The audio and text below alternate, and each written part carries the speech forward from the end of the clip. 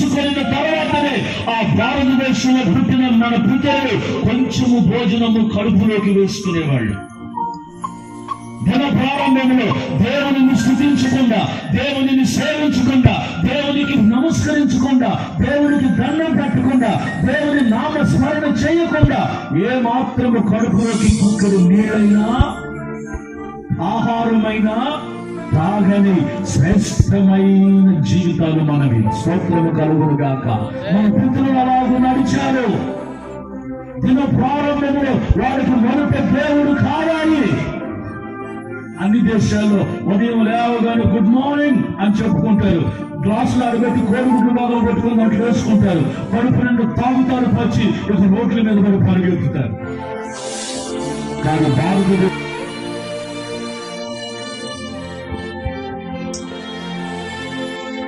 ప్రజలు ఎవరైనా తెలుసా? నిద్ర లేవగానే ముందు సన్నీరు స్నానం చేస్తాం. నిద్ర లేవగానే ముందు శరీరాన్ని శుద్ధి చేసుకుంటాం. నిద్ర లేవగానే శుద్ధి అయిపోయిన వెంటనే దేవుని ఎదుటికి వెళ్ళి దండం పెట్టుకుంటాం. ఆయన నామమును స్తుతిస్తాం, కీర్తిస్తాం, పాడుతాం. ఆ తర్వాత పొయ్యలించుకొని ఆహారాన్ని సిద్ధపరుచుకొని తింటాం. ఇలాంటి భక్తి కలిగిన దేశం ఈ దేశం. కానీ కనుగొనలేకపోయాడు. ఆ దేవుడిని తెలుసుకోలేకపోయారు. ఆ దేవుడు ఎక్కడున్నాడు కనుగొనలేకపోయారు. ఎక్కడున్నారు ఆయన? ఇదిగో ఈ భూమి మీదకి మనలను యథార్థవంతులుగా పంపిస్తే, పంపిన నాటి నుండి, పుట్టిన నాటి నుండి ఆ దేవుడు ఎవరో తెలియక, మనల్ని భూమి మీదకి పంపించిన దేవుడు ఎవరో తెలియక, ఆయన ఎక్కడ జన్మించాడో తెలియక మన పితరులు వెతుకుతూనే విఫలమయ్యారు. ఈ భూమి మీద ప్రజలు వారి ఇష్టానుసారుగా వారు నడిచారు.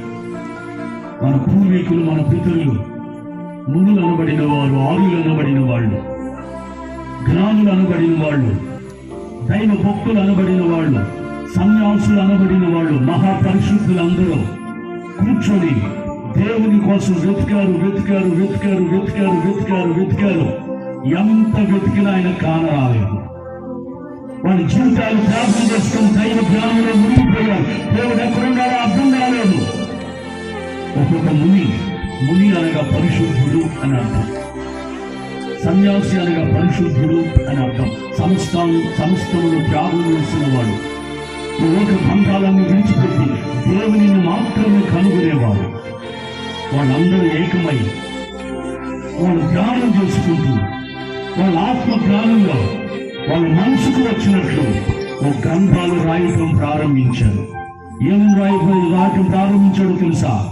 అసలు దేవుడు అనేవాడు ఆయన ఎవరు పట్టజాలనవాడు. భూమిని, ఆకాశాన్ని, సూర్య చంద్ర నక్షత్రములను సమస్తమును సృజించిన వాడే దేవుడు.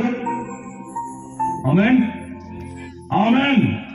దేవుడు అని అర్హుడు భూమిని సృజించిన వాడై ఉండాలి, ఆకాశాన్ని సృజించిన వాడై ఉండాలి, సూర్యుని సృజించిన వాడై ఉండాలి, చంద్రులను సృజించిన వాడై ఉండాలి, వృక్షములను సృజించిన వాడై ఉండాలి, కలుగు చేసిన వాడై ఉండాలి. ఆయనే దేవుడు అని రాసుకున్నారు. మరికొందరు రాసుకున్నారు దేవుడు ఇందులో ఉన్నాడు, అందులో లేడన్న సందేహం లేదు, ఆయన సర్వం తెలియని కనుక సర్వములో ఉన్నాడు అని రాసుకుని పెట్టుకున్నారు. మరికొందరు రాశారు వాళ్ళ ఆధ్యాత్మిక చింతన ఎక్కువై. కాదు, దేవుడు మనిషి కోసం భూమి మీదకి రావాల్సిందే అని రాసుకున్నారు. మనిషి కోసం దేవుడు ఎందుకు రావాలి? ఈ మనిషిని సృజించింది దేవుడే అనుకున్నారు. అయితే మనిషి పాపములో ముందుకు తిరుగుతున్నాడు. ఏంటి పాపం? తనది కాని దానిని ఆశ్రయించటం, తనది కాని దాని భూమిని లాక్కోవటం, తనది కాని దాని ఆస్తులను లాక్కోవటం, మనిషిని మనిషిగా బానిసత్వం చేసుకోవటం, మనిషిని మనిషిగా తక్కువవాడిగా ఎంచటం, మనిషిని దూషించుకోవటం, మనిషిని చంపుకోవటం, ఇదంతా పాపమే. మనుషుడనేవాడు తోటి మనిషిని గౌరవించాలి.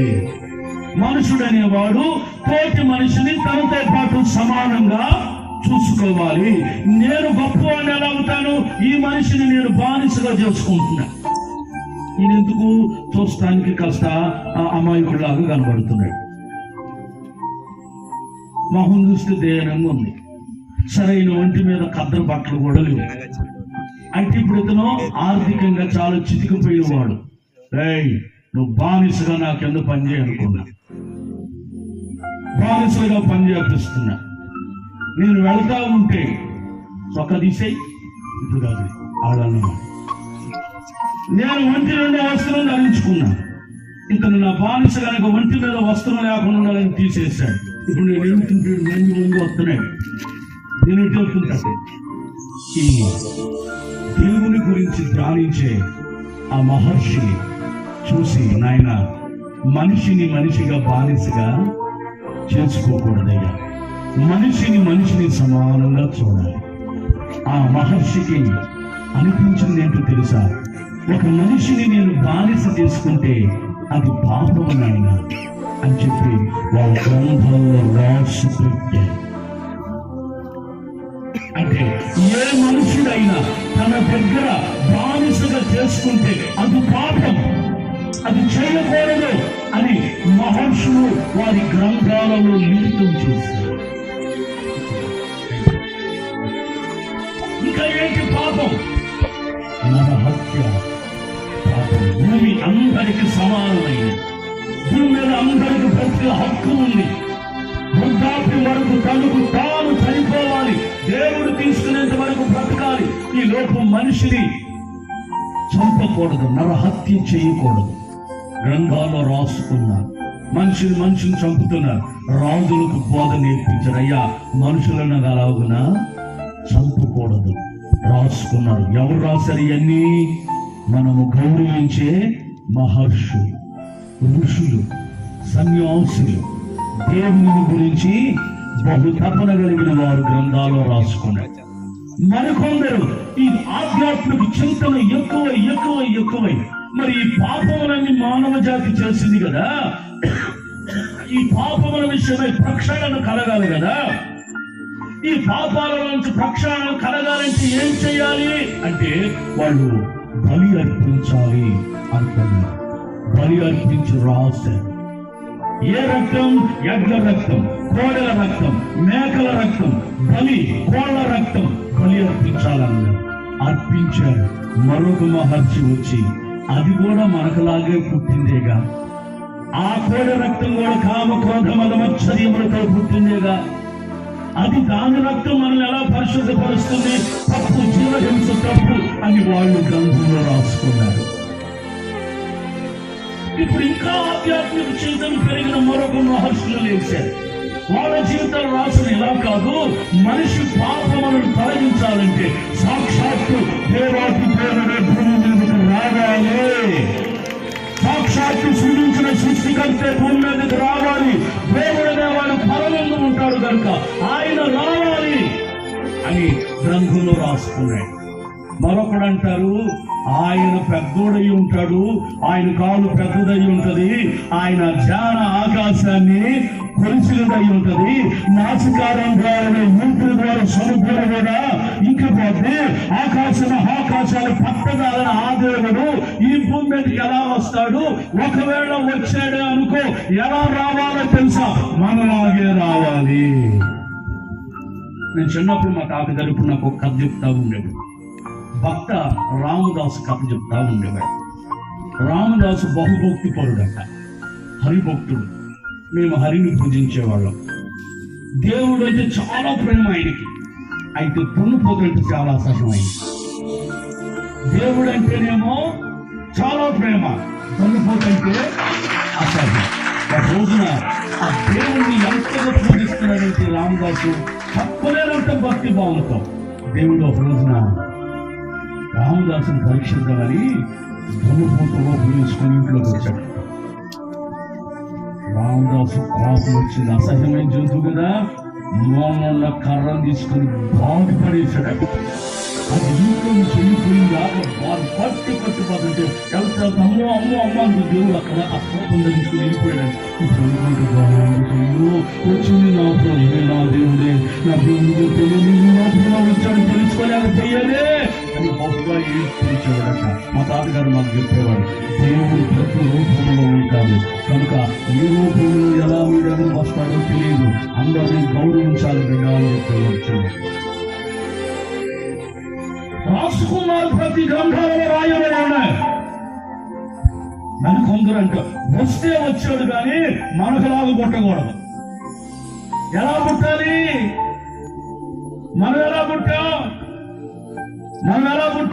పిల్లలు ఉండేది ఎవరు కడుపులో? తల్లి కడుపులో కాదు నాయన, పిల్లలు ఉండేది పురుషుని కడుపులో. పురుషుని గర్భములో ఉండిన పిల్లలు పిండోత్పత్తిగా మారి ప్రాణాన్ని పూసుకొని అవయవాలు ఏర్పాటు చేసుకునేంత వరకు స్త్రీ గర్భాశయం అవసరం. పిల్లలు స్త్రీ గర్భములో ఉండరు, పురుషుని గర్భములో ఉంటారు.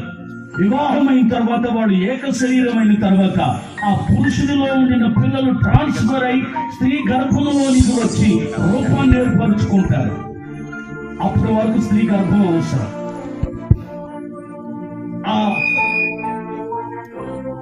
ఆ పిల్లలు ఎలా పుడుతున్నారంటే కామ క్రోధ మలమచ్చర్యములతో పుడుతున్నారు, కోపంతో పుడుతున్నారు, ఈర్ష్యతో పుడుతున్నారు, పగుతో పుడుతున్నారు, ద్వేషంతో పుడుతున్నారు. కనుక దేవుడు అలాగూ రాకూడదు, మనం పుట్టినట్టుగా పుట్టకూడదు. ఆయన ఎలా పుట్టాలంటే ఓ కన్యకకు పుట్టాలి. ఓం శ్రీ కన్యసుతాయ నమః. కన్యకు పుట్టిన సుందరుడు కుమారుడు, ఆయనకు నమస్కారం చేయాలని మన పితరులు వారి గ్రంథాలలో రాసి పెట్టుకొని ఉన్నారు. అదే కన్యక ఎలా పిల్లబడుతుంది బాబు? కన్యక ఎలా గర్భం ధరించింది? ఆడపిల్ల కన్యక స్త్రీలకి 4 అంశాలు లేదా 3 అంశాలు. పుట్టినప్పుడు పసిపిల్లలు, వీళ్ళు వయసుకు వస్తారు, వయసుకు వచ్చిన తర్వాత కన్యకలు అంటారు. ఆడపిల్ల అయినంత మాత్రాన పుట్టినప్పుడు పెళ్లి చేయరు, పెళ్లికి పనికిరాదు ఆమె. ఎప్పుడైతే వయసుకు వస్తుందో, ఎప్పుడైతే కన్యకగా మారిద్దో అప్పుడు ఆమెకు పెళ్లి చేస్తారు. ఆ కన్యక గర్భము ధరించాలంటే ఖచ్చితంగా పురుషుని ప్రమేయం ఉండాలి. పురుషుని ప్రమేయం లేకుండా స్త్రీ గర్భము ధరించుట అసాధ్యము. కనుక దేవుడే ఎలా పుట్టాలంటే కన్యకలోకి రావాలి, తనకు తానుగా రావాలి, కన్యకకు పుట్టాలి. కన్యక పురుషుని ఎరుగనదే బిడ్డలకు జన్మనివ్వదు కనుక అది దేవుడని నిరూపితమవుతుంది. రాసుకొని పెట్టుకున్నారు, ఆమేన్. రాసి పెట్టుకున్నారు, హల్లెలూయా. రాసి పెట్టారు, హల్లెలూయా. గ్రంథాలు రాసి పెట్టారు. నేను చెప్తున్న విషయాలన్నీ గ్రంథాలు చదివే వాళ్ళకి అర్థమవుతాయి. నేను పురాణాలు చెప్తున్నా, నేను నేర్చుకున్నాయి, నేను ధ్యానించి మీకు చెప్తున్నాను. నేను రాయబడి ఉన్నాయి. ఆ తర్వాత వాడు అంటాడు, అసలు దేవుడు ఎక్కడ పుట్టాలి? ఎంత దేశంలో? భారతదేశంలో పుట్టాలా, అమెరికాలో పుట్టాలా, జపాన్లో పుట్టాలా, లేకపోతే ఇటలీలో పుట్టాలా, లేదా ఆస్ట్రేలియాలో పుట్టాలా, ఐరోపాలో పుట్టాలా? ఎక్కడ పుట్టాలి? అందరూ అనుకున్నారు భారతదేశంలో పుడితే బాగుండు అనుకున్నారు. మహర్షులు భారతదేశం ప్రపంచానికి ఒక మూల ఉంటుంది, అక్కడ పుడితే ఎట్లా అనుకున్నారు. జపాన్లో పుడితే అది ఆశవరా, అక్కడ పుడితే ఎలా అనుకున్నారు. మరి ఆయన ఎక్కడ పుట్టాలి? నాభి దేశమందు పుట్టాలి. నాభి అనగా మధ్యస్థ స్థలం, నాభి అనగా బొడ్డు అని అర్థం. దేవుడు అనేవాడు ఎక్కడ పుట్టాలో తెలుసా? ప్రపంచమునకు నట్ట నడిబొడ్డును పెట్టారు ప్రపంచంలో. దేవుడు అనేవాడు ప్రపంచానికి నట్ట నడిబొడ్డులో పెట్టాలి. దేశానికి ఒక మూలం పుట్టడానికి వీలు లేదు. మన పూర్వీకులు రాసి పెట్టుకున్నారండి గ్రంథాలలో. ఆ పుట్టినవాడు ఎలా పెరగాలి? బ్రహ్మచారిగా పెరగాలి. పాపము ఎరగకూడదు, పాపమును చేయకూడదు, పాపిని చూసి మనసు పారివేసుకోకూడదు, పాపిని చూసి మోహించకూడదు, పాపిని చూసి దొంగను చూసి ఆ పుట్టిన దేవుడు పాపములను మాన్పించాలి. దేవునికి మహిమ కలుగునగాక. ఆ పుట్టిన దేవుడు పాపాన్ని తొలగించాలి, మనుషులందరికీ నీతి బోధను బోధించాలి. గ్రంథాలు రాసి పెట్టుకున్నాను. రాసి పెట్టుకున్న మన పూర్వీకులందరూ ఎదురు చూసి నరుని ఆయుష్ 70 అడుగు బలం ఉంటే లేఖనములలో ఆయన గురించి రాయబడినట్లుగా, ప్రవక్తలు ఆయన గురించి రాయబడినట్లుగా, దైవ చింతన కలిగిన దేవుని సేవకులు ఆయన గురించి రాయబడినట్లుగా, దేవుని వెతికిన మహర్షులు ఆయన గురించి రాయబడినట్లుగా, ఇదిగో ఆయన ప్రపంచంలో మొట్టమొదటి విశారములు మరియా అనబడే కన్యక గర్భములో ఆయన తనకు తానుగా ఉపయోగించాడు. చెప్పట్లు ఆయన ఈ భూమి మీదకి మనుషుల పాపములను తొలగించడానికి, పాపముల నుంచి రక్షించడానికి దిగి వచ్చాడు కనుక ఆయన ఒక పేరు పెట్టుకొని వచ్చాడు. రక్షకుడు అని పేరు పెట్టుకొని వచ్చాడు. యేసు క్రీస్తు అనగా అర్థం ఏంటో తెలుసా? పాపలను రక్షించుటకు అభిషేకింపబడి భూమి మీదకు పంపబడిన దేవుని కుమారుడు. చెప్పట్లు ప్రపంచంలో ప్రతి ఆత్మ సంబంధమైన ఆధ్యాత్మిక చింతన కలిగిన ప్రతి పరిశుద్ధుడికి అర్థమయ్యింది ప్రపంచంలో దేవుడు పుట్టాలి అని. పరిశుద్ధ గ్రంథంలో బైబిల్లో రాయబడి ఉంది. తూర్పు దేశపు జ్ఞానులు, తూర్పు అనగా మనది ఆసియా ఖండం, మన దేశంలో జ్ఞానులు ఉన్నారు, మన దేశంలో దైవ చింతన కలిగిన వారు ఉన్నారు. మొట్టమొదటిగా ఆ యేసు పుట్టినప్పుడు, ఆ యేసు పుట్టుక ముందు ఇదిగో దగ్గరగా మన పితరులకు, మన జ్ఞానులకు, మన మహర్షులకు ఓ నక్షత్రం భూమి మధ్యలో వాళ్ళు చూడగలిగినంతగా సమీపానికి వచ్చింది. మీరంతా చదువుకున్న వాళ్ళే. పూర్వం మన వాళ్ళకి అర్థం కాదు దేవుని వాక్యం. ఇప్పుడు మీకు అర్థమవుతుంది. ఏ నక్షత్రమైనా, ఏ చుక్కైనా భూమి మీదకి వస్తుందా?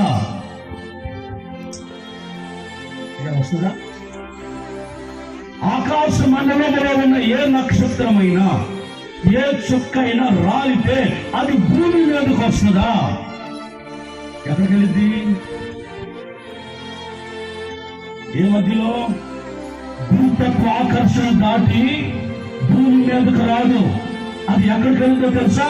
ఒకవేళ పడితే సముద్రం మీదకి వెళ్ళింది, సముద్రం మీద పడుతుంది, భూమి మీదకి రాదు. భూతత్వ ఆకర్షణ పై నుంచి పడే ప్రతి వస్తువును పక్కకలా నెట్టేసింది. కానీ ఆ నక్షత్రము వారు చూడగలిగిన సమీపానికి వచ్చింది. అప్పుడు మన పితరుల లేఖనాలు పరీక్షించారు. ఇదేంటి? నక్షత్రము ఒకటి ఇదిగో సృష్టికి విరోధముగా, వ్యతిరేకంగా ఒకటి దగ్గరకు వచ్చింది.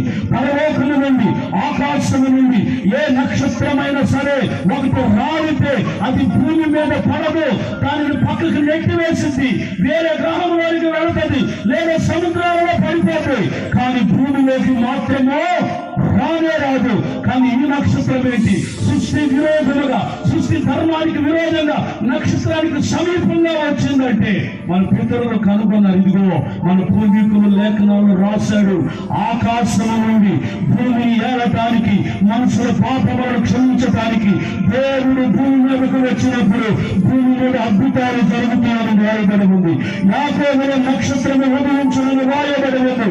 ఆ నక్షత్రము మనము చూడటానికి సమీపంలో వస్తుందని రాయబడి ఉంది. చెప్పట్లో దాన్ని చూసిన వారన్నారు, ఇదిగో లోక రక్షకుడు భూమి మీద ప్రజల పాపములను క్షమించడానికి దేవాతి దేవుడు పుట్టాడు.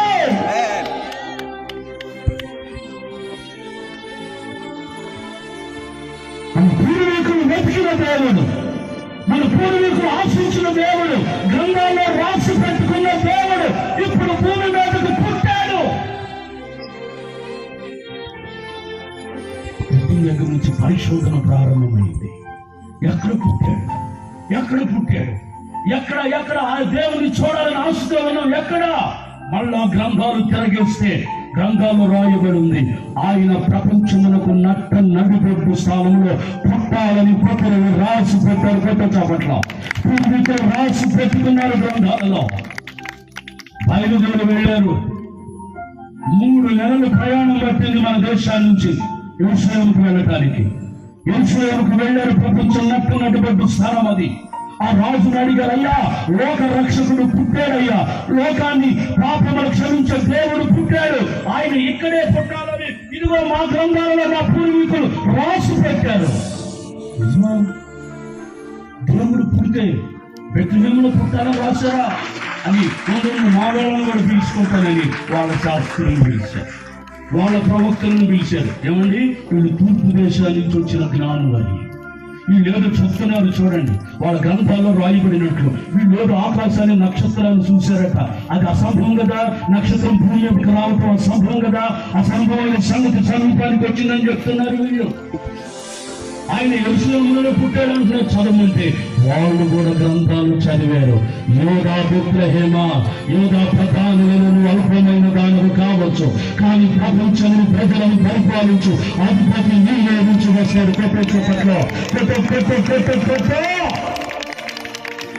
స్పష్టంగా రాయబడి ఉంది. వాళ్ళు కనుగొన్నారు. ఆ నక్షత్రం అలానే వాళ్ళకి దారి చూపించింది. యేసు అనబడిన దేవుడు, దేవుడు అనబడిన యేసు. యేసు అంటే అమ్మలారా, అయ్యారా, ఈ మహిషాసులారా, వింటున్న గ్రామస్తులారా, యేసు అంటే అదేదో తక్కువ వాళ్ళ దేవుడు అనుకోబాకండమ్మా.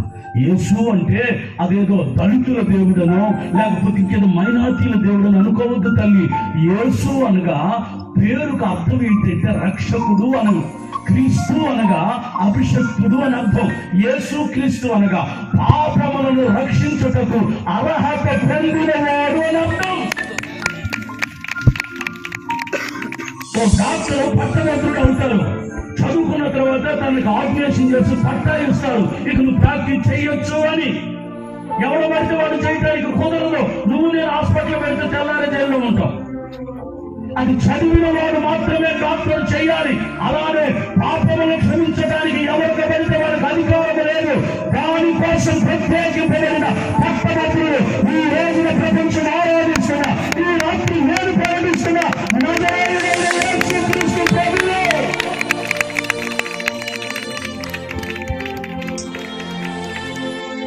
కానీ మన పిల్లలు మనకేమని చెప్పారో తెలుసా? మా తాతలు తాతలు మాకు మన దేవుడు నాగేంద్ర స్వామిని పరిచయం చేశారు. మా నాన్నగారి పేరు సుబ్బారావు, మా తాతగారి పేరు నాగేంద్ర, మా ప్రధానగారి పేరు నాగేంద్ర. మా ఇంట్లో అందరూ నాగరాజులు, నాగమణులు, నాగరత్నాలు, నాగేశ్వరులు అందరూ వాళ్ళే. ఉదయం నిద్ర లేచామంటే నెత్తి మీద నీళ్లు పోసింది మా నాన్నమ్మ. చన్నీళ్ళతో మా దిన ప్రారంభం అవుతుంది. కన్యలు చేసుకున్న తర్వాత ఆ దేవుని చుట్టూ తిరిగి దేవుని పేరు స్తుతించి అక్కడ ఒక తులసి కోట ఉండేది, తులసి చెట్టు ఉండేది. స్త్రీలు ఖచ్చితంగా తులసి ఆకు కోసుకొని తినాలి. ఒక రౌండ్ వేసారు అనుకో, దాని చుట్టూ రౌండ్ వేసారు అనుకో, దిగు దిగు దిగు దిగు దిగు దిగు దిగు స్తోత్రం రౌండ్ అయితే అది కోసుకొని తినాలి. మళ్ళా తిరగాలి, మళ్ళా స్తోత్రం, మళ్ళా దిగు దిగు దిగు దిగు దిగు దిగు మళ్ళా భజన చేయాలి. చేసుకుంటాడు, దిగుతాడు, మళ్ళా దాన్ని తీసుకొని తినాలి. ఏ ఆరు మనిషి తెలియదంటే మా తాత పెట్ట కొట్టేవాడు. ఎందుకు తాత అంటే పిచ్చిదనే ఆ తులసి ఆకులు తింటే స్త్రీకున్న గర్భ సంబంధమైన రోగాలన్నీ పోతాయి. అందుకని తులసి ఆకు తినాలి. అది దేవుడు కాదు. తిరుగుతూ ఆ సత్తాకు తింటే మీరు ఎక్కువగా దాంపత్య జీవితంలో పురుషుని చేతులు కొంచెం నలిగిపోతారు కనుక కొన్ని విధాలైనటువంటి బలహీనతలు, అనారోగ్యాలు మీ శరీరాల్లోకి వస్తాయి కనుక ఆ తులసాకు తింటే రోగ నివారణ శక్తి పెరిగింది. ఇది నేను తర్వాత చదివా, మీకు కావాలంటే ఇంటర్నెట్ లో దొరికింది. మీ చేతుల స్మార్ట్ ఫోన్ లేదా చదవండి. తులసి వల్ల ఉపయోగం ఏంటో కొంచెం సెర్చ్ చేసి చూడండి. ఎన్ని సమస్యలు చెప్తే ప్రత్యేకంగా స్త్రీకి తన గర్భ సంబంధమైన రోగాలన్నీ ఆ తులసాకు తింటే పోతాయి. ఇప్పుడు ఈ బోధన మోసం చేసి చెప్పాల్సిన అవసరం ఏమీ లేదు. అప్పుడైతే మన పుస్తకం చదువు లేదు కనుక అజ్ఞానులు కనుక ప్రతిదీ చెప్పి అర్థమయ్యేది కాదు. ఇప్పుడు మీరే మాకు చెప్తారు. ఎందుకంటే మీరు అంత సైంటిస్టులు అయిపోతున్నారు, ఇప్పుడు మీరు ఇంజనీర్లు అయిపోతున్నారు, ఇప్పుడు మీరు డాక్టర్లు అయిపోతున్నారు, ఫార్మసీస్ చదువుతున్నారు. నాకు తెలిసి నాకు ఇప్పుడు ఆడపిల్లలందరూ ఆ బిఎస్సీ నర్సింగ్ మీద పడ్డారు, డాక్టర్ కోర్సులు చదువుతున్నారు. నేను అక్కడికి సంఘంలో అన్నాను అనుకో, వెంటనే వచ్చాడు, అన్నయ్య పలానా టాబ్లెట్ వేసుకోండి, పలానా కాఫ్ తాగండి, పలానా తులసాకు పెట్టి టీ పెట్టి తాగండి, జామాకు అది తాగండి. ఇవన్నీ తెలిసి నేను చదువుతుంది అదే అన్నయ్య. అన్నింటిలో ఇప్పుడు చెప్పేస్తున్నారు. ఆమేన్. అలా చేసే కుటుంబంలో పుట్టిన మా జీవితాలు దేవాతి దేవుని కనుగొన్నాం. ఆమేన్. హల్లెలూయా. ఆలస్యమైపోయింది. ఆయన ఎక్కడ పుట్టాడు అంటే ప్రపంచపు నత్త నడుబడిలో పుట్టాలని లేఖనంలో రాయబడింది. ఒకవేళ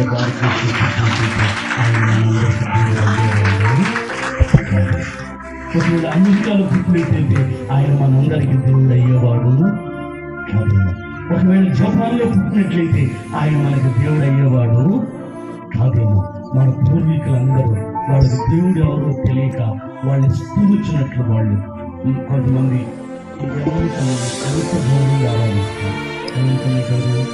వేప చెట్టు, రాజు చెట్టు కలిసి ఉన్న ప్రాంతాన్ని చాలా జాగ్రత్తగా ఇలా మన పితరులు మన పూర్వీకులు వాళ్ళ తల్లిదండ్రులు వాళ్ళ చెప్పి పంపించారు. దాన్ని ఉన్నాం. కానీ ఇప్పుడు ఒరిజినల్ కనబడింది. దేవాతి దేవుడు ప్రపంచం నడుపులో పెట్టాలని ఇప్పుడు అంటారు ఆయన.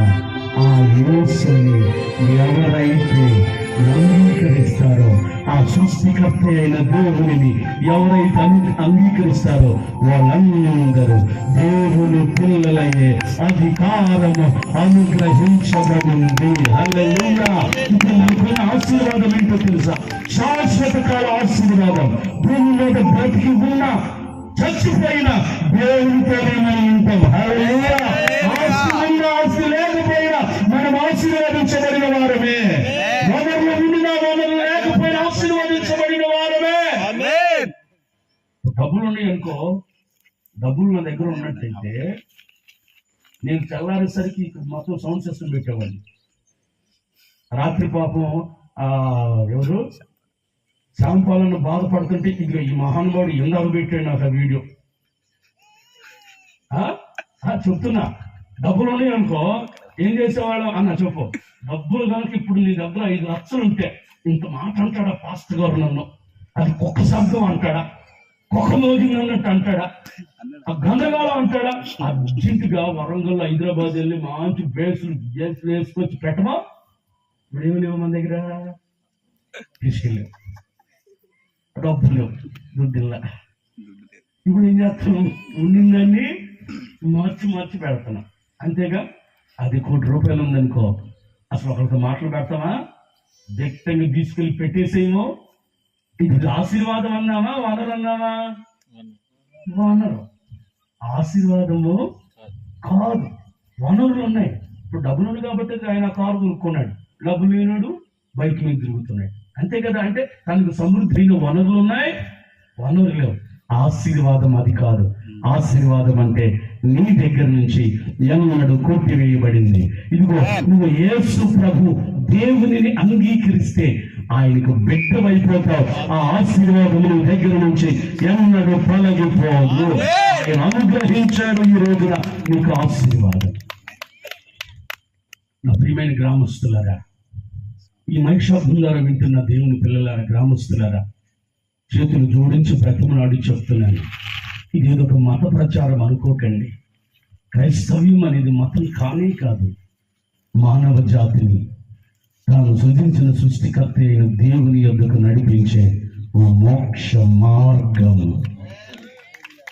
ఈ యేసుని నువ్వు అంగీకరించకపోతే నువ్వు ఆశీర్వదించబడిన వాడు కాదు సోదరా. నువ్వు వనరులు కలిగిన వాడవి, భూమి కలిగిన వాడవి, డబ్బు కలిగిన వాడవి. అది ఎంతకాలం? నీ బ్రతుకులో 30 సంవత్సరాలు లేదా 40 సంవత్సరాలు మాత్రం అది నిన్ను మురిపించింది, మైమరిపించింది. ఆ తర్వాత నీ కడుపును పుట్టిన నీ కొడుకే అంటాడు, అది నా పేరు మీద రాసే. నీ కడుపును పుట్టిన నీ కూతురే అంటాడు, నా పేరు మీద రాసే డాడీ. అది మాకు అవసరం అని చెప్తుంది. అందుకని ఈ రాత్రి యేసుని దేవునిగా ఎవరైతే అంగీకరిస్తారో, ఆ నామమును ఎవరైతే నోట ఉచ్చరిస్తారో, ఆ నామమును ఎవరైతే ప్రార్థిస్తారో వారందరూ ఆయనకు పిల్లలయ్యే అధికారము అనుగ్రహించబడింది. చెప్పండి గట్టిగా. దేవునికి స్తోత్రం కలుగును గాక.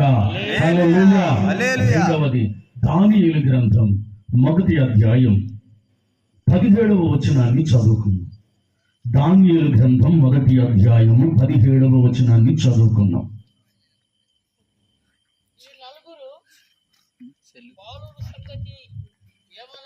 ఏమనగా ఈ నలుగురు బాలుల సంగతి ఏమనగా, దేవుడు వారికి జ్ఞానమును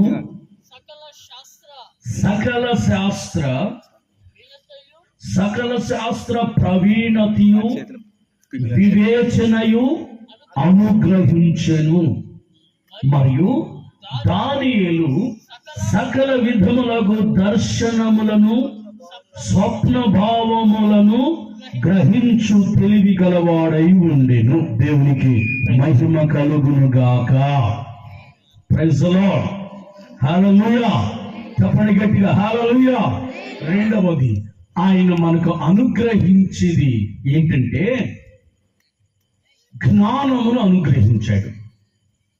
సకల విధములైన జ్ఞానమును అనుగ్రహించాడు.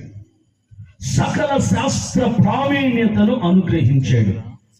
వివేచనమును అనుగ్రహించాడు. మన దేవుడు ఎవరయ్యా అంటే, దర్శనములను స్వప్నములను నీకు తెలియచేయగలిగిన సామర్థ్యము కలిగిన వాడు. దేవుని పిల్లలారా, మనిషి జన్మతః కర్మతః పాపి అని మన పూర్వీకులు చెప్పారు. దాన్ని అనుసరించి అందరూ మనం జన్మతః కర్మతః పాపులము అన్నాం. తప్పు. మనం జన్మతః పాపులము కాదు. ఇది సనాతన ధర్మంలో ఎవరో ఒకరు చెప్పారు, దాన్ని మనోళ్ళు డౌన్లోడ్ చేసుకున్నారంతే. మనుష్యుడు జన్మతః పాపి కానే కాదు. మనిషి కర్మతః పాపి. జన్మము మనం ఎలా పుట్టామో తెలుసా?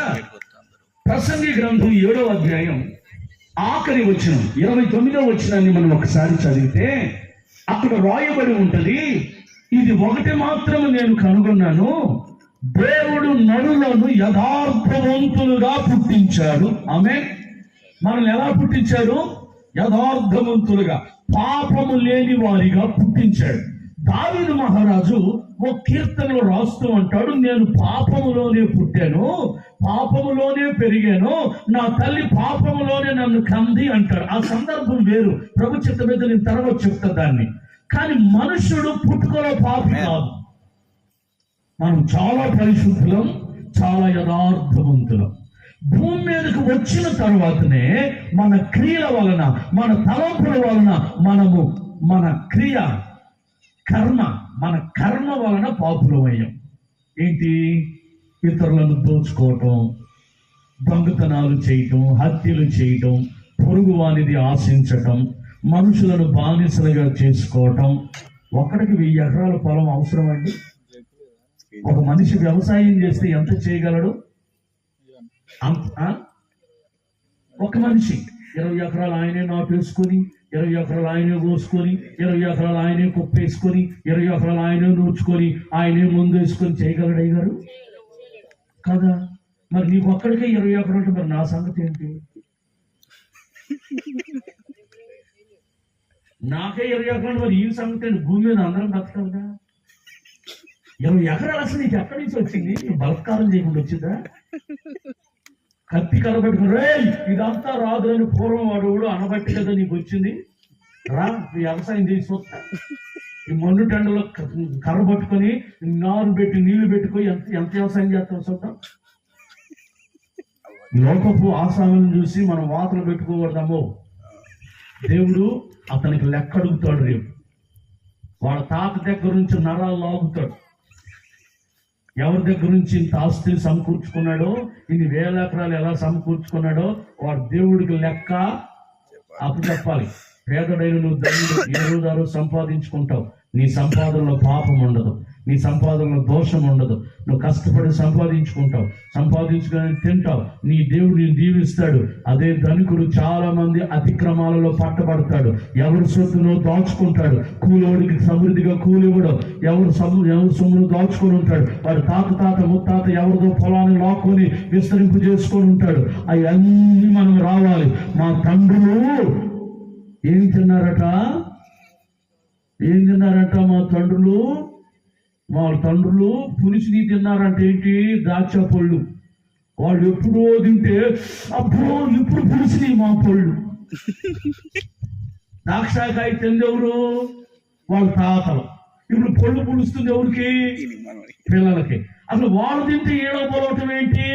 వారి పాపములే వీరి జీవితాల్లోకి వచ్చాయి. అందుకని ధనవంతులను చూసి, ఆస్తులు అధికంగా ఉండిన వాళ్ళని చూసి మీరు ఏమి కంగారు పడొద్దు, వ్యసన పడొద్దు. ఒకవేళ ఆ ఆశీర్వాదం, ఆ ఆస్తి ఎవరైనా వాళ్ళకు కానుక ఇచ్చుంటే అది పరిశుద్ధమైనది. ఒకవేళ ఆ ఐశ్వర్యం ఎవరైనా వారికి హృదయపూర్వకంగా ఇచ్చుంటే అది పరిశుద్ధమైనది. ఒకవేళ వాళ్ళకున్న ఆస్తి ఎవరైనా దాన ధర్మాలు చేసి ఉంటే అది ఆశీర్వాదకరమైనది. ఆ సంపాదనలో దోషము లేదు, అది పరిశుద్ధం. అలాగాక అక్రమంగా లాక్కున్నావో, కొంతమంది అర్ధరాత్రి పూట సరిహద్దు రోడ్లు దొరుకుతారు. పక్కింటి వెళ్ళినప్పుడు ఈ రాయి తీసి అక్కడికి పోతాడు. జాగ్రత్త జాగ్రత్త, సరిహద్దు రాళ్ళు పేకాలి కదిలించాలంటే ఆ మూలోడు ఉండాలి, ఆ మూలోడు ఉండాలి, ఈ మూలోడు ఉండాలి. నీదేటు కూడా ఈ మూలే కనుక ఈ 4 మూల ఉన్నవాడు పట్టుకుంటేనే అద్దురాయి పట్టుకోవాలి. ఏడో లేఖనంలో రాయబడి ఉంటది, సరిహద్దును పీకువాడు శాపగ్రస్తుడు, వాని దేవుడు వానిని నిర్దోషిగా ఎంచడు. ఎన్ని తరాలైనా అది నిర్దోషత్వము కాదాలదు.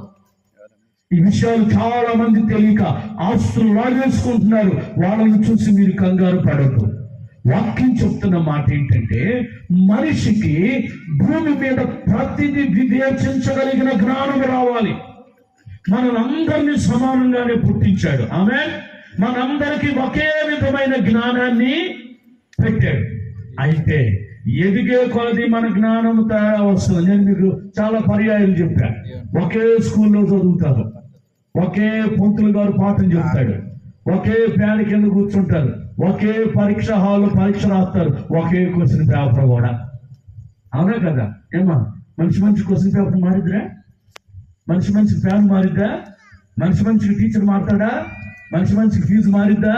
ఫీజు కట్టింది ఒకటే, చదివే స్కూల్ ఒకటే, తాగే నీళ్ళు ఒకటే, తిరిగే ఫ్యాన్ ఒకటే, పీల్చే గాలి ఒకటే, రాసే పరీక్ష ఒకటే. పరీక్ష ఫలితాలు వచ్చేసరికి అప్పుడు ఒకటి 10/10 వాడు చూసుకే ఇక కాలు ఎగడేస్తాడు. ఇంకొకడు ఉంటాడు, ఎలా ఎన్ని వచ్చినాయి? 89. నాకంటే వాడు ఎక్కువ వెళ్ళాడు. 89 ఎందుకు వచ్చినాడు? ఏమండి వాడికి 9 వచ్చినా, నాకు 87. నీకు 7 ఎందుకు వచ్చినాడు? ఒరి బాబు నీకు 7 నాగో, నాకు 85. నీకెందుకు 5 వచ్చిందిరా? ఎక్కడ లోపం? పొంతుల్లో లోపమా? ఫ్యాన్లో లోపమా? ఫీజులో లోపమా? స్కూల్లో లోపమా? పరీక్ష పేపరా? వాడికి తెలిపిచ్చి నీకేం కష్టం ఇచ్చారా? కాదు కదా, అంతా ఒకటే. మరి 10/5 ఏంటి? వీడికి ఆసక్తి లేదు. ఆమేన్. వాడికి ఆసక్తి ఉంది. అంటే తేడా ఎవరిలో ఉంది? మనలో. జ్ఞానం అందరికీ సమానమే, జ్ఞానం అందరికీ ఒకటే, ఒకే విధమైన జన్మ. తండ్రిలో నుంచి పుట్టాం, తల్లి గర్భము నుంచి వచ్చాం, భూమి మీద ఆహారం తిని పెరిగాం, గాలిని నీటిని భూమిని అనుభవిస్తూ పెరిగాం. అంత సేమ్. కానీ దేవుని తెలుసుకునే విషయంలో నీ తాత అశ్రద్ధ చేశాడు.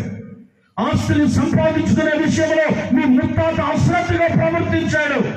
ఎవడో ఏదో చెప్తే, ఎవడో ఏదో నడిస్తే జ్ఞానాన్ని ఉపయోగించకుండా, శాస్త్రాలను గమనించగలిగిన ప్రావీణ్యతను పొందకుండా ఎవరి చేతులలో బానిసలుగా మారిపోయాడు. అదే శాతం పిల్లల ఫలం తరాల ఈరోజు మన తరానికి వచ్చి పడింది. అయితే ఈ రాత్రి నీవైనా మేలుపోక తప్పులో, ఈ తర్వాత నీ పిల్లలను దీవెనకరమైన స్థానంలోకి పెట్టాలని ఆశిస్తే నువ్వు ప్రార్థనతో ఏమి పొందాలో తెలుసా? ఆయన మనకి ఏమి అనుగ్రహించాడో తెలుసా? జ్ఞానమును అప్పుడు అనుగ్రహించాడు. దేవునికి స్తోత్రము కలుగును గాక. శాస్త్రాలను పరిశీలించగలిగిన ప్రావీణ్యతను ఎప్పుడో ఇచ్చాడు. హల్లెలూయా. భూమి ఏం జరిగిందో నీకు తెలుసు. భూమి ఎలా సృజించబడిందో ఇప్పుడు నీకు తెలుసు. ఇన్ని దేశాలు ప్రపంచంలో ప్రస్తుతం 199 దేశాలు ఐక్యరాజ్య సమితిలో ఇంక్లూడింగ్ అయి ఉన్నాయి. ఈ దేశాలు ఎలా విభాగించబడిందో నీకు తెలుసు. చరిత్ర చదువుతున్నావు. ఒకప్పుడు భూమి అంతా ఒకటిగా ఉండేది. నిమ్రోజు కాలంలో భూమి వేరు చేయబడింది. ఆ తర్వాత కాలాలు కొలది భూమి వేరు చేయబడింది.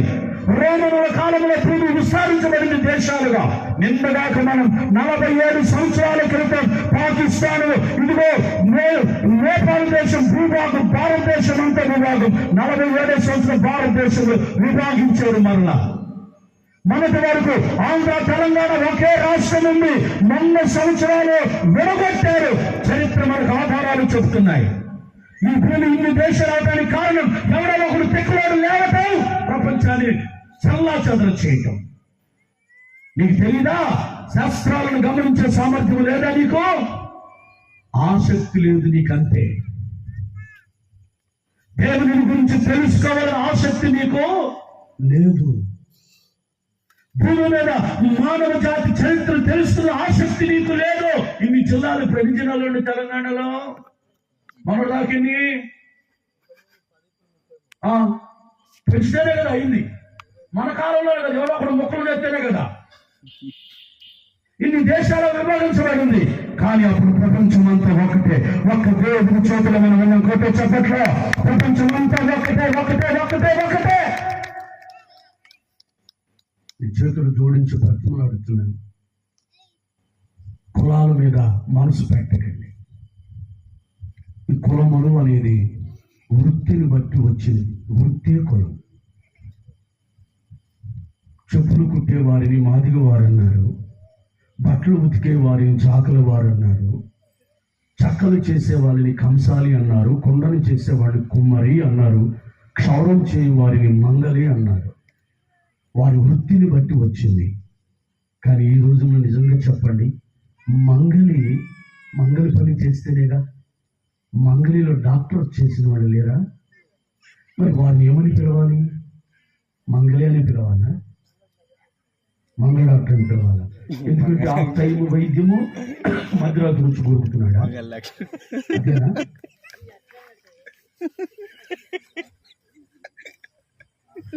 ఇప్పుడు చెప్పులు కుట్టుకునేవాడే మాదిగవాడైతే, ఈరోజు బూట్ షూలు కంపెనీలు పెట్టుకున్నాడు పెద్ద పెద్ద వాళ్ళందరూ మాదిగవాళ్ళన్నా. అదేంటి ఒప్పుకుంటాడా? ఒప్పుకుంటారయ్యా? ఇప్పుడు బూట్ షాపులు ఉండవే, షూ షాపులు, ఎవరు అవన్నీ మాదిగవాళ్ళైనా?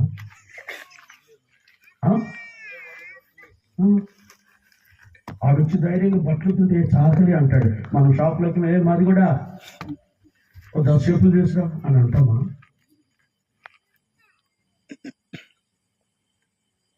జ్ఞానమును మనందరికి ఇచ్చాడు. కొట్టొచ్చు పట్ల లేఖనాలను గమనించగలిగిన ప్రాముఖ్యత మనందరికి ఇచ్చాడు, అనుగ్రహించాడు.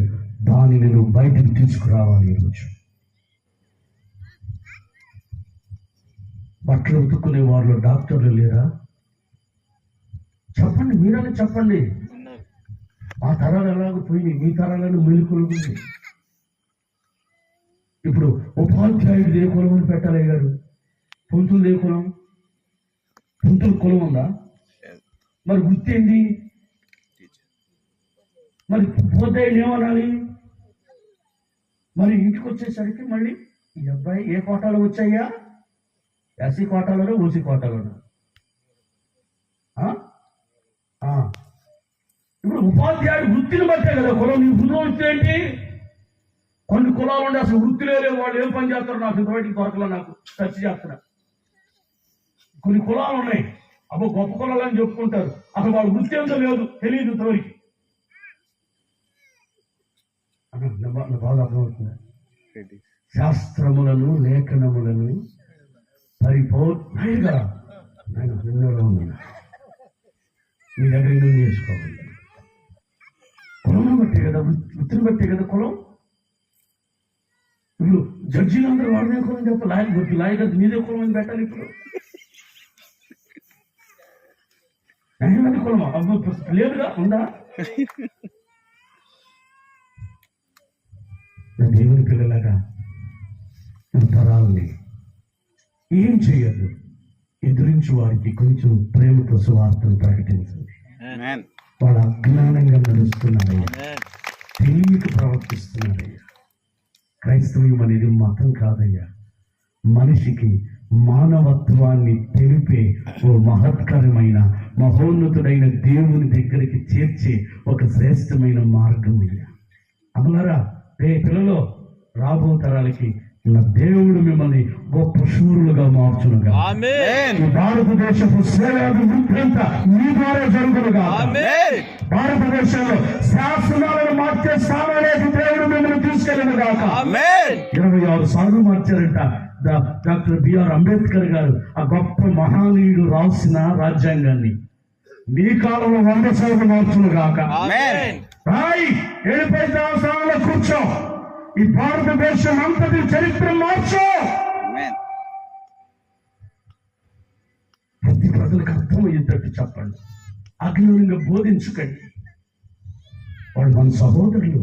భారతదేశము నా మాతృభూమి. భారతీయులందరూ నా సహోదరులు. నేను నా దేశమును ప్రేమించుచున్నాను. నా దేశం క్షేమాభివృద్ధిలే నాకు గర్వకారణం. అంతేనా?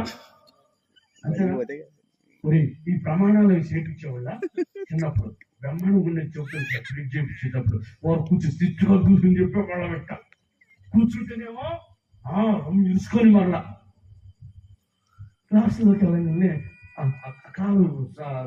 స్కూల్లో జాయిన్ చేసుకున్న అడ్మిషన్ ఫామ్ లో నీ పేరు పడాలి, మీ నాన్న పేరు పడాలి, మీ కులం. ఇప్పుడే కదరా భారతీయులు అందరూ మన సహోదరులు అని చెప్పింది. ఎలా పుచ్చుకోవాలి కాలంలో ప్రపంచ చరిత్రలో కులం అనే కాలం ఎక్కడా లేదు. నేపాల్ అసలు కులాలకు పుట్టిన నేపాల్, పాకిస్తాన్. తక్షశిలా నగరం పాకిస్తాన్ లో ఉంది. బ్రాహ్మణుల సకల వేదాలకు నిలయం తక్షశిలా నగరం. ఈ కులాన్ని పెట్టింది బ్రాహ్మణుడు అనేవాడు. ఈ బ్రాహ్మణుడు పుట్టుకు పూర్వతాలేంటో తెలుసా? నోవాహు రెండవ కుమారుడైన హాము అనబడిన వారి సంతతిలో నుండి కనానీయులు అనబడిన 7 జాతుల సంతతులు పుట్టారు. ఆ 7 జాతులలో నుండి అమోరీలు అనబడిన ఓ వంశములో నుంచి, ప్రపంచం నడబెట్ట పరిచయాల నుంచి, అందరూ హిట్లర్ కుటుంబంలో నుంచి బయలుదేరి భారతదేశానికి వచ్చి ద్రావిడైన అనగబెట్టి భారతదేశం అంతటిని స్వాధీనం చేసుకున్న అమోరీల సంతతికి చెందినవాడు బ్రాహ్మణుడు. చరిత్ర చదవండి ఒకసారి. వారు సృజించారు. వృత్తిని బట్టి కులం అని చేతులు జోడించి అడుగుతున్నారు. దీనికి పుట్టినలో నేపాల్. ఆ నేపాల్ కూడా ఇప్పుడు కొట్టేశారు. కులం అనే కాలం లేదు వాళ్ళకి. ఇప్పుడు కులము లేదు. దేశం అంతా ఒకటే. హల్లెలూయా. ప్రపంచ చరిత్రలో ఒక భారతదేశంలో ఉంది. అది కూడా మన దినములలో మన ప్రభువు మార్చును గాక. విశ్వసిస్తే కోటే సభలో చెప్పు. భారతదేశము అభివృద్ధి చెందుతూ చెందుతూ చెందుతూ చెందుతూ ఉన్న దేశం ఎప్పుడు చెందదు. కానీ నేను మనసారా చెప్తున్నాను, ధైర్యంగా చెప్తున్నాను. నా దేశంలో ఉండిన వనరులు, నా దేశంలో ఉండిన జ్ఞానులు, నా దేశంలో ఉన్న సూర్యులు ప్రపంచంలో ఏ దేశంలో లేరు. భారతదేశం ఇదిగో 60% అనువస్తులే. ఈ దేశంలో ఉండిన జ్ఞానులు సూర్యులు మరొకరు లేరు. కానీ ఎందుకు అణిగివేయబడుతుందో తెలుసా? పొలము అని ఓ కాలములో చెక్కబడి తీసేసి చూడమను ప్రభుత్వాలని. ఈ కులం అనే ఒక్క కాలంలో సర్టిఫికేట్లు తీసి చూడమను.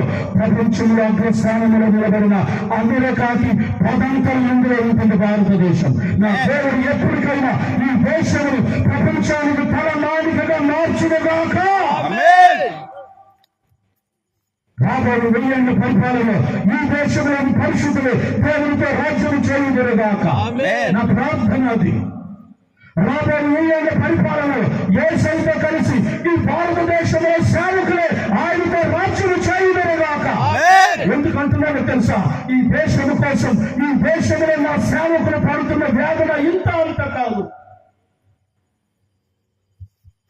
ఒకరు ఫోన్ చేసి చెప్తారన్నా, రాత్రి స్వార్థ చెప్తుంటే వాళ్ళు తాగొచ్చి 10 మంది గుమ్ముగా కూడా కొట్టారన్నా. నేను యేసు ప్రభు ప్రేమనే ప్రకటించానన్నా. ఒకసారి వచ్చి మాట్లాడండి. ఏ నేరం చేశాడు? ఎవరిని వడ్డీలేసి రూపాయిచ్చి 10 రూపాయలు వసూలు చేశాడా? లేకపోతే దారిని పోయి ఆస్తులు దోచుకున్నాడా? ఎందుకు నా సేవకుడిని కొట్టాలి, దూషించాలి? మీకు తెలీదు ఒక్కొక్క సేవకుడు పడే వేదన. భార్య ఎక్కడ ఉంటుందో, పిల్లలు ఎక్కడ ఉంటారో, వాళ్ళు ఎక్కడ ఉంటారో, వాళ్ళ జీవితాలు ఏంటో. నా ప్రభుకి దేశాన్ని అంకితం చేయాలని మహావ్యాధులు పడుతున్నారు. నేను అందుకే అంటాను, ప్రపంచ దేశాలలో సేవకులు ఎలా లగ్జరీ లైఫ్ లో అనుభవిస్తున్నారో నాకు తెలియదు. నా దేశంలో నా ప్రభుని ఆరాధించే సేవకులు రాత్రింబగళ్ళు కష్టపడే వాళ్ళే. అందుకే అంటాను, 1000 ఏళ్ల పరిపాలనలో ఈ దేశంలో ఉన్న దైవజనులు నా ప్రభువుతో కలిసి పరిపాలన చేయుదురుగాక. రాత్రికాలం ఒకసారి ఆలోచించండి. మనకి జ్ఞానమును లేఖనాలను గమనించగలిగిన ప్రావీణ్యతను అనుగ్రహించాడు. కానీ నీకు ఆసక్తి లేదు. కాసేపు దేవుని సన్నిధిలో ఉంటావు, ఎలా వెళ్ళిపోయి నీ పనికి నువ్వు గొడవమని వెళ్ళిపోతావు. ఎవడో ఒకడు వచ్చాడే, నువ్వు అంటరానాడు వాటికి రాకూడదంటే సరే నువ్వు బాబా నేను కూర్చుంటా, నువ్వు ప్రార్థన చేయకూడదంటే సరే నేను మాకెందుకని మనం కూర్చుంటాం. ఒక్క సేవకుడికి ఆపద వచ్చినట్టు తోటి సేవకుడు వాడికి కదా వచ్చింది, నాకెందుకులని కూర్చుంటాం. ఒక్కసారి ఐక్యముగా కలిసి చూడండి. నేను అదే అంటాను, 200 ఏళ్ళు బ్రిటిష్ వాడు ఈ దేశాన్ని పరిపాలించి ఈ దేశంలో ఉన్న సుసంపన్నమైన వజ్రాలను, రంగురాళ్లను, దీనిలో ఉన్న ఇనుమును, దీనిలో ఉన్నటువంటి ఇది శ్రేష్టమైనటువంటి గనులు అన్ని దోచుకొని వెళ్ళిపోయారు తప్ప ఈ దేశానికి దేవుని ప్రేమను పంచిన వాళ్ళు కాదు. 176 సంవత్సరాలు అవుతుంది లోథరన్ సంఘం ఈ దేశంలోకి అడుగుపెట్టి. మత ఆచారాలు మార్చలేకపోయింది. ఇంతవరకు ప్రజలను సత్యవాక్యంలోకి నడిపించలేకపోయింది. వేదన కలుగుతారు. కులాల మధ్యలో మందిరాలేసి తిష్ట వేసి కూర్చున్నారు, మరొకరిని రానియకుండా, ముందు వాడిని బయటికి వెళ్ళనీయకుండా. అందుకనే ఈ అంత్య దినాలలో మనలాంటి వాడిని ప్రభువు లోపి బలపరిచి వాడుకుంటున్నాడు.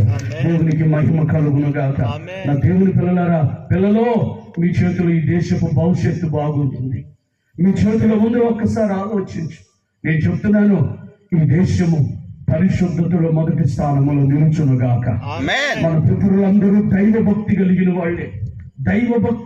వాళ్ళే. వాళ్ళు ఏ దేవునైనా సరే నమ్ముకున్నారో ఆ దేవుని కోసం ప్రాణాలు కూడా ఇవ్వటానికి వెనకాడటం లేదు. ఆ దేవుని పేరు కోసం ప్రాణాలు తీయటానికి కూడా వెనకాడటం లేదు. అంటే దేవుని భక్తి ఎంత గొప్పగా ఉందో ఆలోచించు మన దేశ ప్రజలలో. కానీ వాళ్ళకి సరి అయిన మార్గం చెప్పే నాదుడు కరువయ్యారని నేను అంటలా. ఏదో ఒక ఉచ్చులో ఈ లేఖనాలు అర్థం చేసుకోలేక మన జీవితాలు పతనమైపోతూ వచ్చాయి. ఈరోజు మా లాంటి యవనస్తులు లేచి ప్రాణాలకు తెగిస్తున్నారు, చదువుకుంటున్నారు, లేఖనాలు గ్రహిస్తున్నారు, చెప్తున్నారు ప్రజలకు. ఈరోజున ఈ సభ నీకోసమే. శ్రమలు శోధనలో సహించండి, భరించండి, ప్రార్థన చేయండి. మీ ప్రభు అందరికంటే బలవంతుడైన దేవుడు. ఆయన అనుకుంటున్నాడు, ఈ గ్రామంలో ఒక్కడైన శూరు లాంటి వాడు లేపబడితే వాని ద్వారా గ్రామం అంతా యేసుకు సొంతమగును. ఈ గ్రామ ప్రజలందరూ పరలోక రాజ్యంలో ఉండుగా. నేను ఒక మాట చెప్పునా, నా గ్రామస్తులారా, ఈ ఊరు ఉన్న ప్రజలారా, సర్వజాతి ప్రజలారా, ఈరోజు యేసు ప్రభుని నువ్వు అంగీకరించుటలో ఒకవేళ వెనకడుగు వేస్తున్నావేమో కానీ నీ కుటుంబం నుంచి ఒక్కడైనా రేపు పరలోక రాజ్యానికి వస్తాడు. లేఖనంలో మనం చూస్తే ప్రకటన గ్రంథం చదవండి, 7వ అధ్యాయం 9వ వచనాన్ని చదవండి. నేను ముగిస్తాను. ప్రభు చిత్తమైతే ఈసారి ఇప్పుడైనా విస్తారంగా మాట్లాడుకుందాం.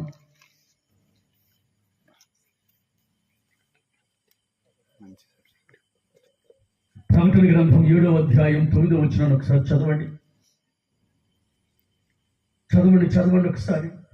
అటు తర్వాత నేను చూడగా ఇదిగో ప్రతి జనములో బాగా గమనించాలి, ప్రతి జనములో నుండి, ప్రతి వంశములో నుండి, ప్రతి ప్రజల్లో నుండి, ఆయా భాషలు మాట్లాడు వారిలో నుండి,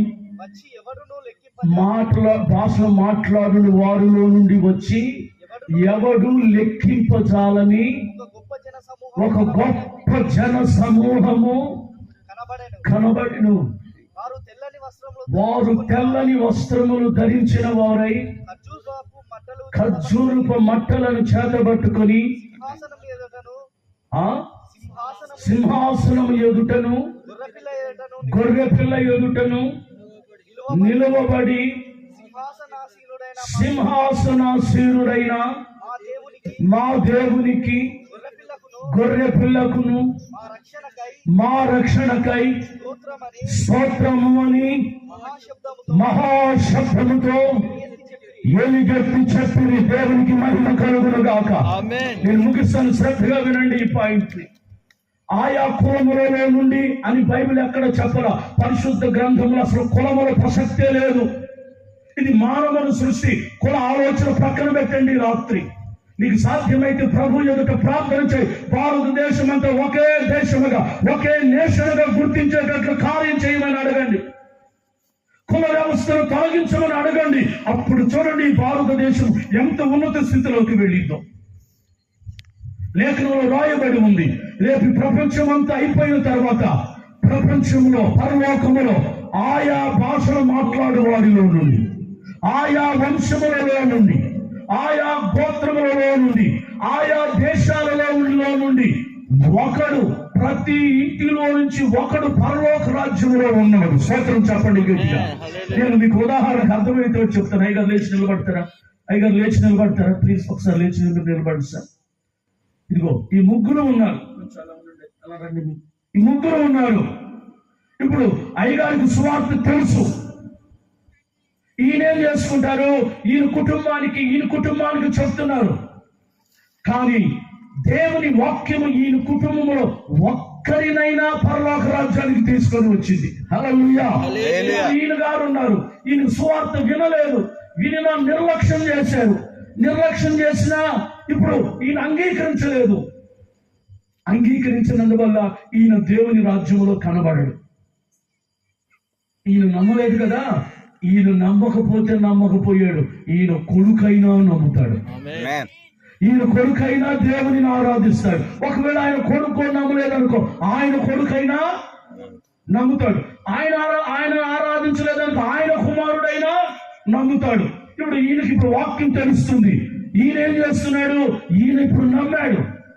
ఈయన తర్వాత ఈయన కుమారులు నమ్మేటట్లు చేశారు. ఈయన తర్వాత ఈయన కుమారులు నమ్మేటట్లు చేశారు. ఇప్పుడు ఏమవుతుంది?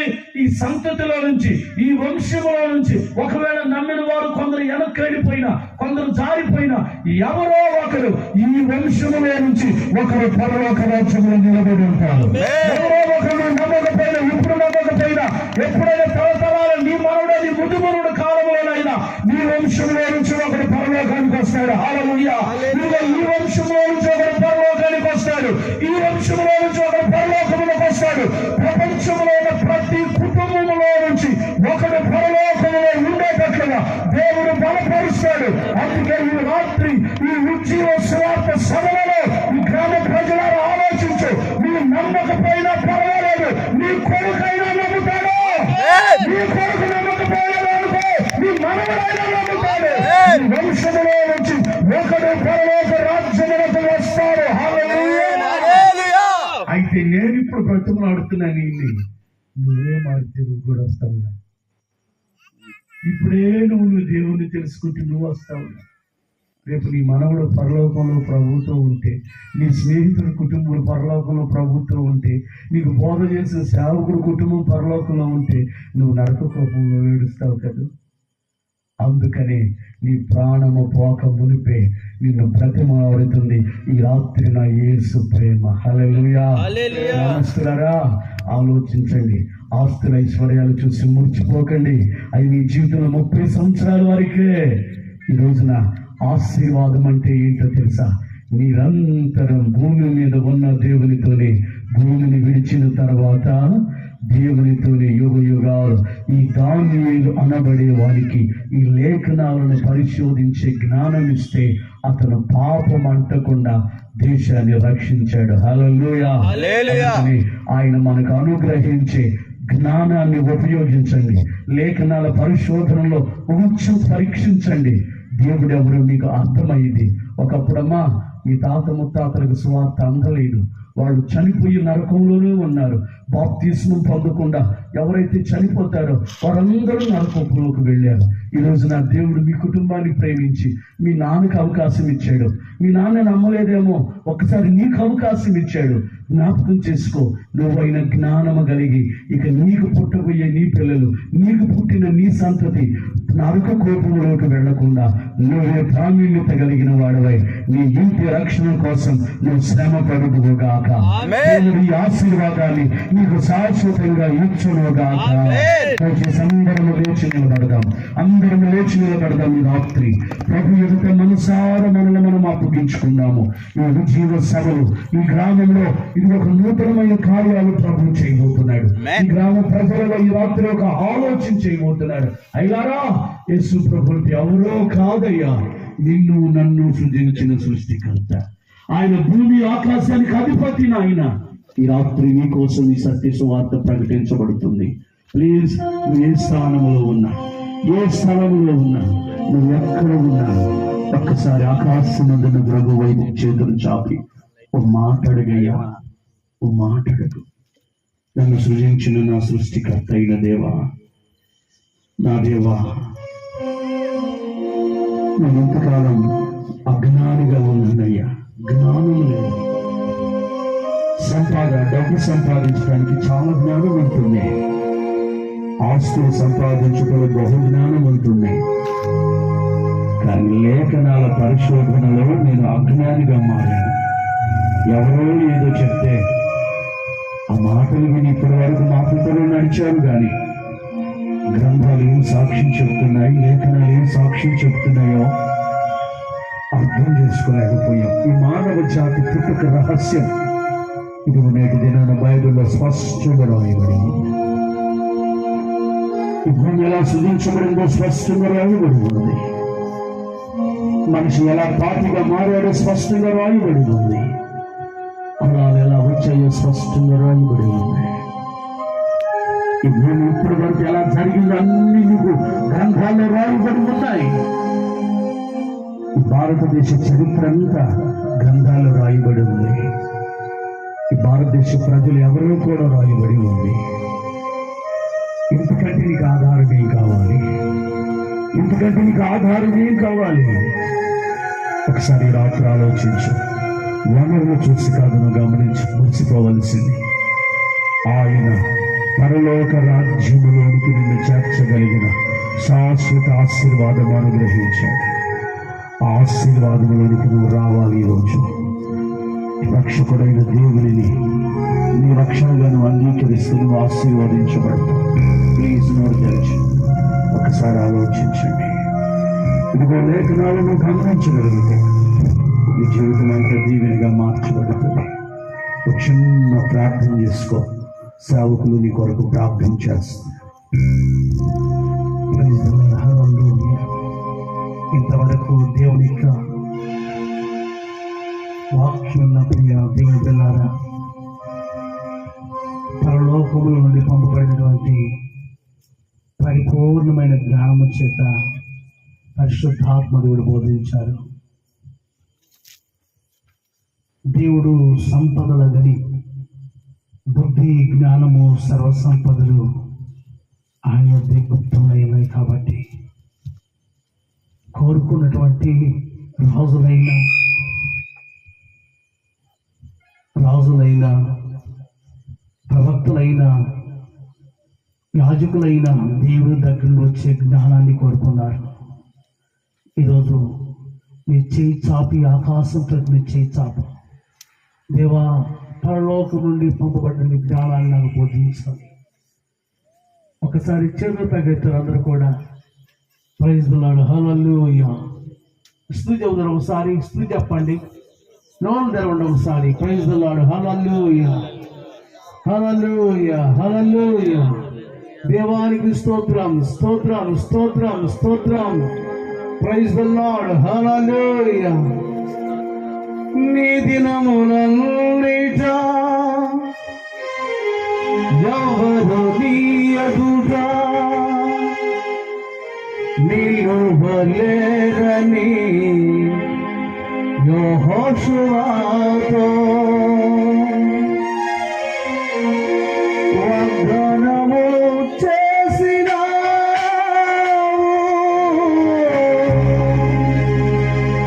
వాగ్దాన భూమిలో చేర్చినావు. సర్వోన్నతుడా నీవే నాకు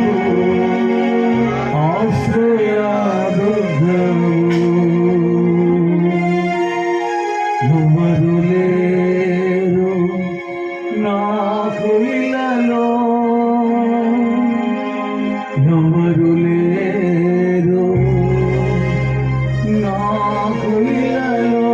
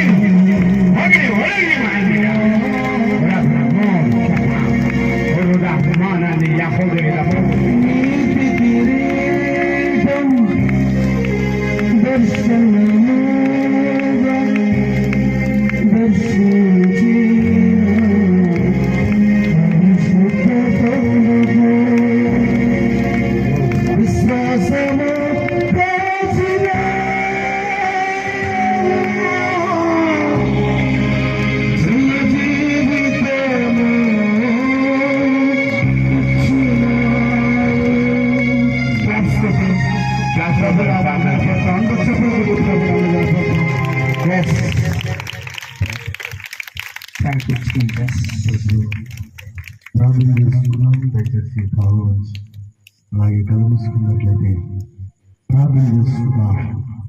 ఈ రాత్రి దేవుడు మనతో మాట్లాడిన ప్రార్థించారు. మన హృదయాలకి హత్తుకునే విధంగా ఈ రాత్రి దేవుడు మనతో మాట్లాడినాడు.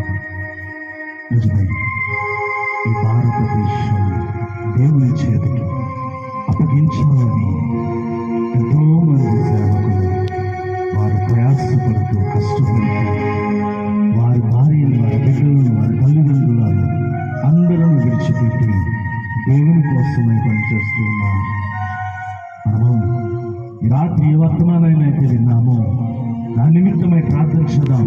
ఈరోజు దేవుడు నేను దర్శించిన సమయం, దేవుడు నీతో నాతో మాట్లాడిన సమయం, దేవుడు మన బ్రతుకులను మార్చాలనుకున్న సమయం, దేవుడు మన స్థితిని మార్చాలనుకున్న సమయం, దేవుడు మనకి ఇవ్వాల్సిన వానరులన్నీ ఇవ్వాల్సిన సమయం, దేవుడు మనల్ని ఆశీర్వదించాలని అనుకుంటున్న సమయం, దేవుడు మనల్ని దీవించాలని అనుకుంటున్న సమయం.